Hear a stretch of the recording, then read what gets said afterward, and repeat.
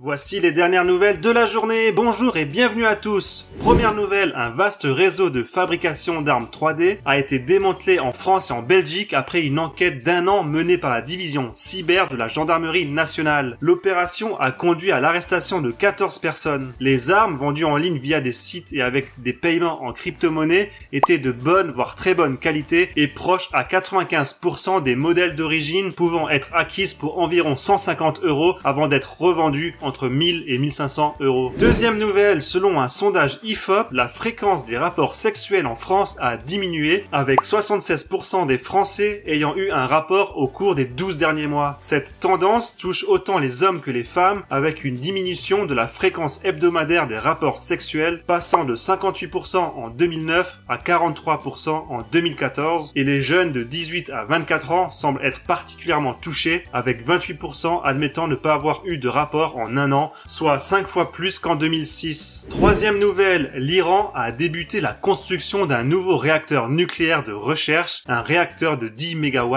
qui viserait à mener des essais de combustible et de matériaux nucléaires. Malgré les sanctions économiques et les tensions diplomatiques, l'Iran poursuit ses activités nucléaires en affirmant qu'elles sont pacifiques, avec un projet annoncé de complexe de centrales nucléaires à Sirik, visant une capacité de production de 5000 MW d'ici 2031. Avant de passer aux dernières nouvelles, n'oubliez pas de liker, de partager et de commenter la vidéo pour améliorer et soutenir la chaîne. N'oubliez pas également de vous abonner pour ne pas manquer les vidéos quotidiennes. Merci à vous. Allez, quatrième nouvelle, les paris sportifs en France ont généré plus de 10 milliards d'euros en 2023, selon la directrice générale du PMU, atteignant un seuil que l'opérateur de paris hippique n'avait plus franchi depuis 2013. Le PMU, fort de 14 000 points de vente en France, a également enregistré un résultat net élevé de 835 millions d'euros en 2023, marquant une croissance de l'activité de 2% au cours des 2 dernières années. Cinquième nouvelle, une tempête de neige qualifiée d'historique a paralysé une partie du Canada, avec 1 mètre de neige tombé en un week-end dans la province la plus à l'est du pays. Les autorités ont demandé de l'aide à l'armée pour déblayer, et la tempête a entraîné la paralysie des transports, la fermeture de nombreux commerces et institutions, des pannes de courant et des retards importants à l'aéroport international. Et enfin, dernière nouvelle, le Burkina Faso lance à son tour une campagne de vaccination contre le paludisme, suivant l'exemple du Cameroun qui a débuté une vaccination similaire fin janvier dernier. Le paludisme est la première cause de mortalité infantile dans le pays. Le vaccin réduit d'au moins 1/3 les cas graves chez les enfants de moins de 5 ans, avec 200 000 doses prévues sur 800 000 pour l'année.